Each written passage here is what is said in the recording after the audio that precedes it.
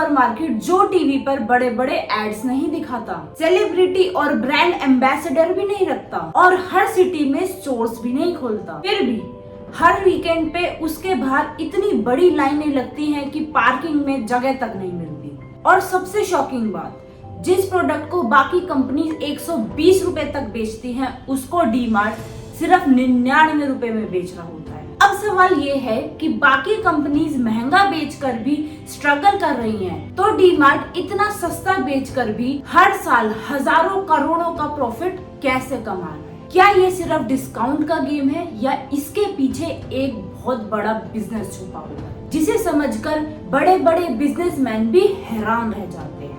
आज इस वीडियो में हम डी-मार्ट का वो सीक्रेट डिकोड करेंगे जिसने बिग बाजार जैसे जायंट को पीछे छोड़ दिया और इंडिया का सबसे सक्सेसफुल रिटेल बिजनेस खड़ा कर दिया। अगर आज मैं तुमसे पूछूं ग्रोसरी शॉपिंग के लिए सबसे पहला नाम दिमाग में क्या आता है, काफी लोग बिना सोचे बोलेंगे डी-मार्ट। और इसकी वजह सिर्फ सस्ते प्रोडक्ट्स नहीं है, असली बात ये है कि लोगों को पहले से पता होता है कि यहाँ हमारे पैसे बचेंगे। इसी ट्रस्ट की वजह से वीकेंड पे स्टोर्स के बाहर लंबी लंबी लाइनें लग जाती हैं। लोग कभी कभी आधा घंटा एक्स्ट्रा ट्रैवल करते हैं सिर्फ डी-मार्ट से शॉपिंग करने के लिए। लेकिन यहाँ एक और सवाल खड़ा हो जाता है, अगर डी-मार्ट हर प्रोडक्ट पे इतना भारी डिस्काउंट दे रहा है तो प्रॉफिट कहाँ से कमा रहा है? कहीं ये कस्टमर्स को अट्रैक्ट करने का कोई टेम्पररी ट्रिक तो नहीं, या फिर ये एक ऐसा बिजनेस मॉडल है कि इसको देख के बाकी बिजनेसमैन भी हैरान है? इसका जवाब समझने के लिए हमें 24 साल पीछे जाना होगा,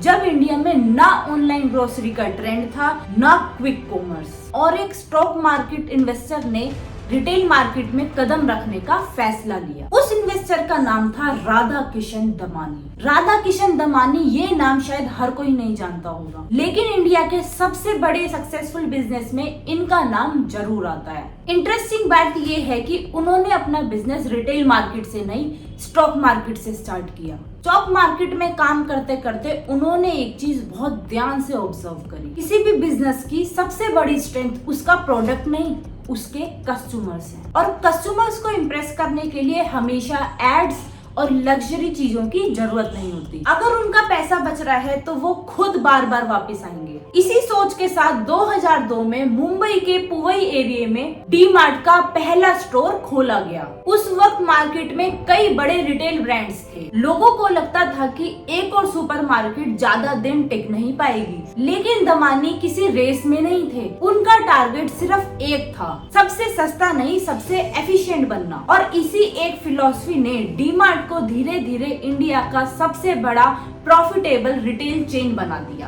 अगर आपने नोटिस किया हो तो डी-मार्ट के नए स्टोर्स बहुत धीरे धीरे खुलते हैं, जबकि कुछ कंपनीज डजन्स ऑफ स्टोर्स कुछ महीने में ही लॉन्च कर देती है। लेकिन डी-मार्ट जानबूझकर बहुत जल्दी एक्सपैंड नहीं करता, क्योंकि बाकी रिटेलर्स की तरह ये अपने स्टोर्स ज्यादा जगह खोल के रेंट लेने में बिलीव नहीं करता। जहां पॉसिबल होता है डी-मार्ट सिर्फ उसी प्रॉपर्टी को खरीद लेता है। सोचो, अगर किसी कंपनी को हर महीने करोड़ों रुपए रेंट देना ही ना पड़े तो उसके पास दो ऑप्शंस होते हैं, या तो वो ज्यादा प्रॉफिट कमा ले या फिर उस बचे हुए पैसे का कुछ हिस्सा अपने कस्टमर्स को डिस्काउंट के रूप में वापस दे। डी-मार्ट ने दूसरा ऑप्शन चुना।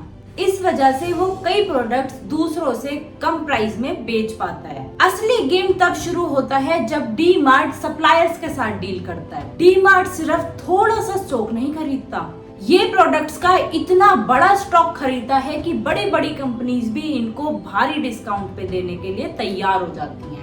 सिंपल सी बात है, अगर आप एक बिस्किट का पैकेट खरीदोगे तो नॉर्मल प्राइस दोगे, वहीं आप लाखों बिस्किट एक साथ खरीदोगे तो आपको कंपनी भी हैवी डिस्काउंट देगी। और डी-मार्ट इसी डिस्काउंट का बड़ा हिस्सा अपने कस्टमर को दे देता है। लेकिन यहाँ एक और स्मार्ट ट्रिक छुपी है। डी-मार्ट अपने स्टोर में सिर्फ वही प्रोडक्ट रखता है जो डेली बहुत तेजी से बिकता है। इसका मतलब प्रोडक्ट शेल्फ पे महीनों तक पड़े नहीं रहते। स्टॉक बिकता है, जल्दी पैसा आता है और उसी पैसे से नया स्टॉक खरीद लिया जाता है। इसी साइकिल की वजह से डी-मार्ट को जल्दी पैसा लगाने की जरूरत नहीं पड़ती, यानी कम मार्जिन लेकिन बहुत ज्यादा सेल्स। और इसी फॉर्मूला ने डी-मार्ट को दुनिया के सबसे बड़े रिटेल बिजनेसेस में शामिल कर लिया। एक वक्त था जब बिग बाजार को रिटेल बिजनेसेस में सबसे बड़ा माना जाता था, जहां कई रिटेलर्स तेजी से एक्सपेंशन, बड़े ऑफर्स और महंगी लोकेशन पर फोकस कर रहे थे। वहीं डी मार्ट सिर्फ एक चीज पर ध्यान लगा रहा था, प्रॉफिट के साथ सस्टेनेबल ग्रोथ। डी मार्ट ने सिर्फ उतने ही स्टोर्स खोले जितने वो एफिशिएंटली चला सके। कम खर्चा, कम इन्वेंट्री और कस्टमर सपोर्ट, यही उसकी असली स्ट्रेंथ बनी।